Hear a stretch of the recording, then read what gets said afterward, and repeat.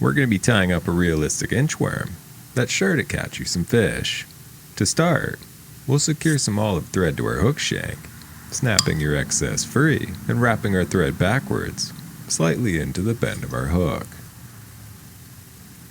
We'll then grab some ostrich herl, here I'm using white, select a single strand, and secure it to the back of your fly.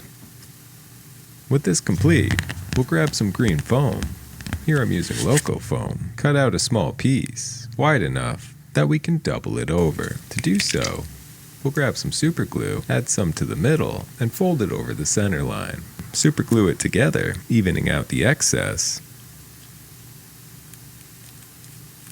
and adding a single ostrich herl. Snip your excess free, and it'll leave you with a body looking something like this. If you want to get creative, you can paint it up however you'd like. Just adding a few dots with a Sharpie can go a long way. Next, we'll secure the body to our hook shank by taking a loose thread wrap around it prior to cinching it down. We want to ensure that it stays secured tightly to the top side of our fly. To do so, we can secure it much like we would dumbbell eyes by wrapping in figure 8 patterns to help pinch it in place. Do so until it's secured tightly.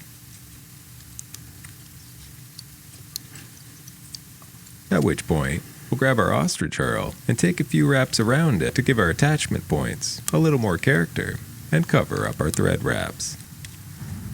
Secure and snip your excess free. Cover up your tag ends and wrap your thread forward up towards the hook eye. Here, we'll secure another ostrich herl in place, folding over our foam so that the center part inches up, much like an inchworm, and secure it tightly in place, just as we've done before, starting with a loose thread wrap and tightening it up as you go. While here we can't do figure 8 patterns, we can still do a pinch wrap by taking several thread wraps in front of it and alternating to lock it down. And if you want to win this fly, comment #flies in the comments below. Follow it up by wrapping over with your ostrich herl and secure it tightly in place with your thread. Pull everything back, adding a few wraps in front, and snip your excess free.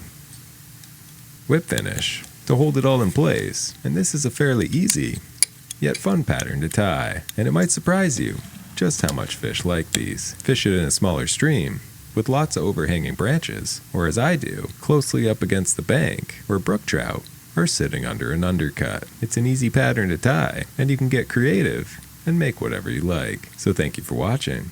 Subscribe for more, and I will see you in the next one.